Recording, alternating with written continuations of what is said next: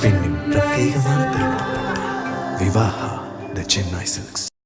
கடந்த டிசம்பரில் ஈரானில் பொருளாதார நெருக்கடி, பணவீக்கம் தொடர்பாக வணிகர்கள் தொடங்கிய போராட்டம் மாணவர்கள் போராட்டமாக மாறியது. இது இந்த ஆண்டு தொடக்கத்தில் அயதுல்லா அலி கொமேனியின் இஸ்லாமிய அரசுக்கு எதிரான மக்கள் புரட்சியாக மாறியது. தலைநகர் தெஹ்ரான் மட்டுமின்றி நாடு முழுவதும் மக்கள் வீதிகளில் இறங்கி தொடர் போராட்டத்தில் ஈடுபட்டனர். தொலைத்தொடர்பு வசதி, இன்டர்நெட் சேவை மற்றும் மின்சாரத்தை துண்டித்த ஈரான் அரசின் அடக்குமுறைக்கு ஆயிரக்கணக்கான மக்கள் கொல்லப்பட்டனர். போராட்டக்காரர்கள் கொல்லப்பட்டால் ஈரான் மீது அமெரிக்கா தாக்குதல் நடத்தும் என்று ட்ரம்ப் எச்சரித்திருந்தார். கடந்த வாரம் முதலே மத்திய கிழக்கில் தனது இராணுவ படைகளை அமெரிக்கா குவிக்க தொடங்கியது. ஆப்ரஹாம் லிங்கன் என்ற மிகப்பெரிய விமானம் தாங்கி போர்க்கப்பல் தலைமையில் பெரிய கடற்படை அமெரிக்கா ஈரானை நோக்கி நிலைநிறுத்தப்பட்டுள்ளது. விரைவில் தாமாகவே முன்வந்து அணுசக்தி உற்பத்தியிலிருந்து விலக ஈரான் பேச்சுவார்த்தை நடத்தும் என்று நம்புவதாக பதிவிட்டுள்ள ட்ரம்ப், கடந்த வியாழக்கிழமை நடந்த அமைச்சரவை கூட்டத்திலும் ஈரானுடன் பேச திட்டமிட்டுள்ளதாக தெரிவித்தார். போர் அமைச்சகத்திடமிருந்து அதிபர் என்ன எதிர்பார்க்கிறாரோ அதை வழங்க தயாராக இருப்பதாக குறிப்பிட்டுள்ள அமெரிக்க பாதுகாப்பு செயலாளர் பீட் ஹெக்ஸெத், ஈரான் அணுசக்தி ஆய்வுகளை தொடரக்கூடாது என்று கூறியுள்ளார். ஈரான் இஸ்லாமிய நாடாக உருவானதிலிருந்தே டெத் டு அமெரிக்கா என்ற கொள்கையை கொண்டுள்ளது.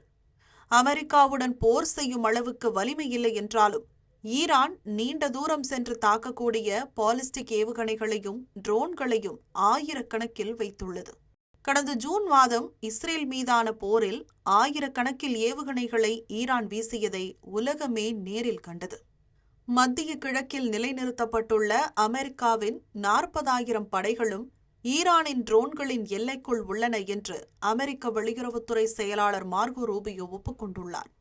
இந்நிலையில் எந்த ஒரு அமெரிக்க தாக்குதலும் முன்னெப்போதும் இல்லாத பதிலடிக்கு வழிவகுக்கும் என்றும் அமெரிக்காவுக்கு உதவும் இஸ்ரேல், ஜோர்டான் உள்ளிட்ட நட்பு நாடுகள் மீதும் முழுமையான போர் நடத்தப்படும் என்றும் ஈரானும் பதிலுக்கு எச்சரிக்கை விடுத்துள்ளது.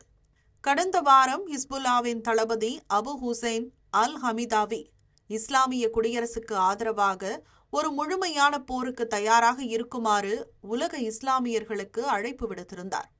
லெபனானில் ஹிஸ்புல்லா, காசா பகுதியில் ஹமாஸ் மற்றும் இஸ்லாமிய ஜிஹாத், சிரியா மற்றும் ஈராக்கில் ஷியா போராளி குழுக்கள் மற்றும் ஏமனில் ஹவுதிகள் ஆகியோர் ஈரானுக்கு ஆதரவாக தாக்குதல்களை நடத்தலாம் என்றால் அவை எல்லாமே இஸ்ரேலின் தாக்குதலால் பலவீனமாக உள்ளன.